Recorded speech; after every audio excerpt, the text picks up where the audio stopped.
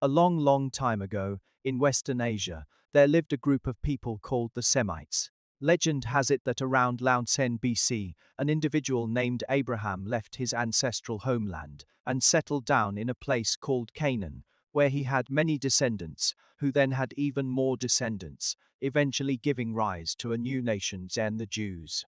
In a similar or identical manner, the Semites gave birth to numerous different groups, such as Babylonians, Assyrians, Phoenicians, Chaldeans, and so on.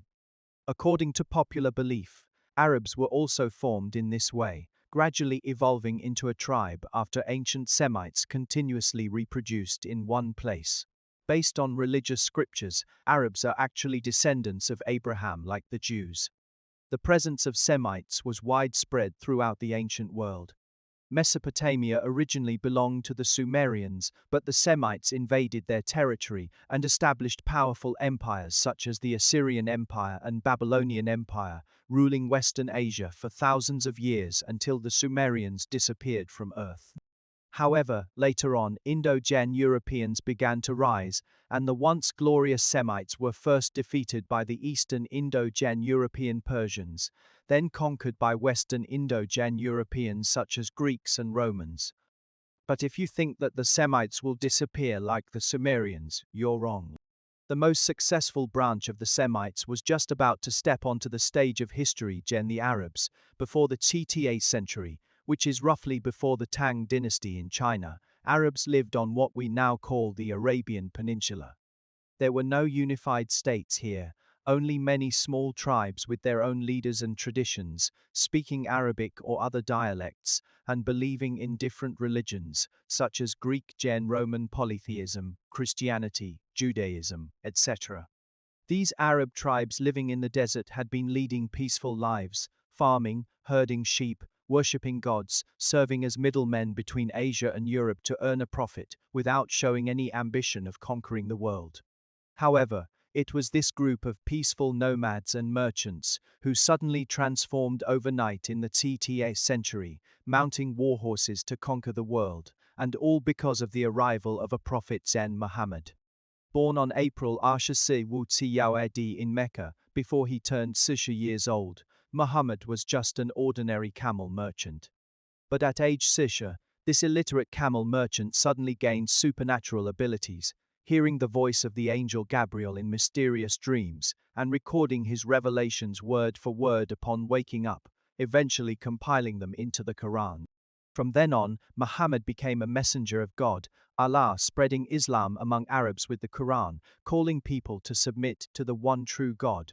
The term Islam means submission to Allah, thus giving birth to one of the world's 3 major religions, Islam. Followers of Islam are called Muslims, meaning followers.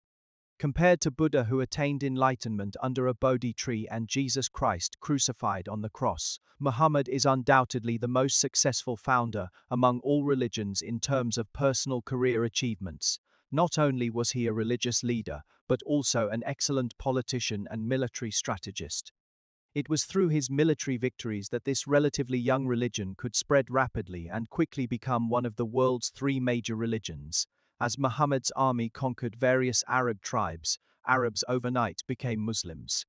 Perhaps inspired by this, nomadic and trading Arabs suddenly armed themselves and mounted war horses to build their own empire. After all, beating someone up is the most effective way to make them listen.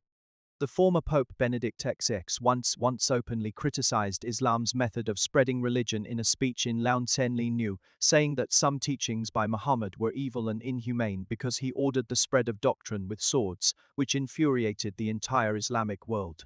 How dare you say that Islam spreads its faith through violence? Do I believe in Islam because someone forced me to? Indeed, most modern Muslims today are born into Muslim countries or converted voluntarily. But Benedict XVI's statement was not entirely wrong. He referred to historical Islam, which indeed initially spread through violent expansion. Moreover, what Benedict XVI said wasn't his own words but quoted from Byzantine Emperor Manuel II Palaiologos. The Byzantine Empire had been continuously invaded by Muslims for centuries and eventually destroyed by them, so no one is more qualified than the Byzantine Emperor to speak about how Islam spreads. The Crusades of Christianity initially aimed at helping Byzantium resist Muslim invasions. If you're interested in the Crusades, I can make a separate video on it later. Why were Arabs so good at fighting? Mainly due to these reasons. Firstly, they believed that anyone who bravely fought and died against enemies could go straight to heaven, making Arab warriors more willing to disregard life and death during battles. Secondly, the command efficiency of Arab armies was extremely high. They adopted a centralized military command system, can make decisions more swift and coordinated. Third, because the Arabs were like the Mongols, their cavalry was particularly powerful, giving them a huge advantage in expanding territory. Fourth, the Arabs controlled important trade and agricultural regions, providing ample logistical support for their expansion.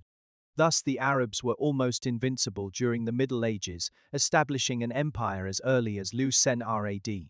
The highest ruler of the Arab Empire was called a caliph, who was both political and religious leader, akin to being both emperor and pope. In Arab history, from Lucen Hour to Liu Yao Adi is known as the era of orthodox caliphs, where the caliphs were elected by Muslim communities through consultation. During this period, Arabs occupied the entire Arabian Peninsula, Iran and Egypt. However, it was also during this time that Islam split into Sunni and Shia sects. Sunnis believe Islamic leaders should be elected by Muslim communities through consultation, while Shias think only members of Muhammad's family can hold such positions. In terms of doctrine, Sunnism is more inclusive, whereas Shiism tends to be more fundamentalist. Thankfully, in the Islamic world, Sunnis are still the majority and Shias a minority. In Ludio Adi, Muawiyah I from the Umayyad clan ascended to power, making the caliphate hereditary with Damascus as capital, initiating the Umayyad dynasty.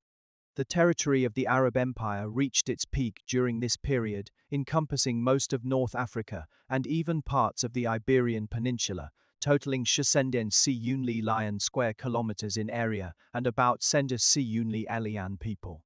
In Tibay-Wursi AD, Abu Awel-Jen Abbas overthrew the Umayyad dynasty, establishing Baghdad as capital to start the Abbasid dynasty.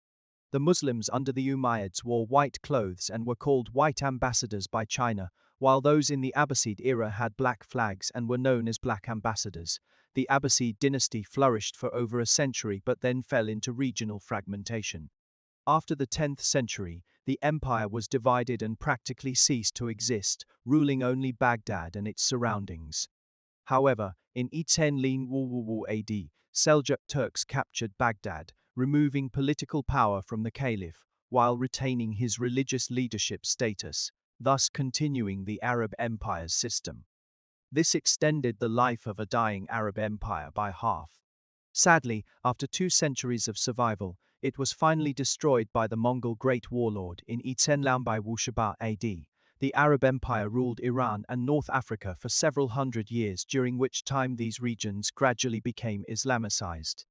Egyptians in North Africa gradually abandoned their past language, culture, faith, and lifestyle to become a branch of Arabs, causing nearly 6,000-year-old Egyptian civilization to be submerged in the river of time. However, under Arab rule, Iran experienced a golden age. Although Iranians accepted Arab governance and converted to Islam, they were not assimilated into Arabs.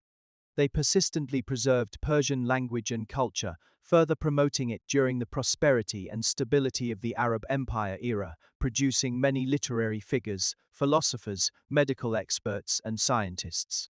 The reason for such achievements in Iran under Arab rule was that Muhammad and successive caliphs implemented relatively enlightened cultural policies, allowing people to believe in other religions and showing great interest in ancient Greek and Indian knowledge. Arabs translated numerous works from these civilizations, some of which were preserved only due to their translations. Of course, the Arabs themselves also created many timeless masterpieces, like 1001 Nights. After the fall of the Abbasid dynasty, Arabs entered a period ruled by other ethnic groups. In late 6th century, the Ottoman Turks established the Ottoman Empire, ultimately ruling most of the Arab world, including Syria, Iraq, Egypt, and the Arabian Peninsula.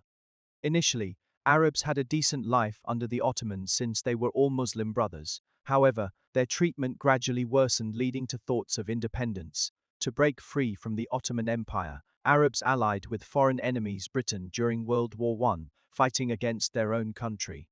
They eventually toppled the Ottoman regime, resulting in its division by Western powers. Regardless, after the fall of the Ottoman regime, Arabs finally established their national states as they wished, though not a unified Arab empire but rather many small nations. The Saudi family occupied Central Arabia to become Saudi Arabia. Egypt, Jordan, Iraq, Syria, and others became independent countries. Today's these countries are all quite complex and difficult to describe succinctly. In Launsenling-Yisha, the Jasmine Revolution in Tunisia sparked young Arabs across the region to take to streets demanding an end to autocratic regimes. However, this democratic movement known as the Arab Spring ultimately led to chaos in multiple nations and the rise of extremist group ISIS. From the Shiites to Shiite century, Christianity and humanism from the Renaissance converged towards universal values, yet during the Middle Ages, Islam, which was far more inclusive than Christianity, has become a stumbling block on Arabs' path to development today. Once upon a time, Arabs relied on Islam became one of the most successful ethnic groups in human history. Or maybe it is this period of history that makes them believe. As long as they stick to the teachings of Islam, they can reclaim their past greatness. Yet they fail to see that religion, too, must evolve if only to draw nearer to God.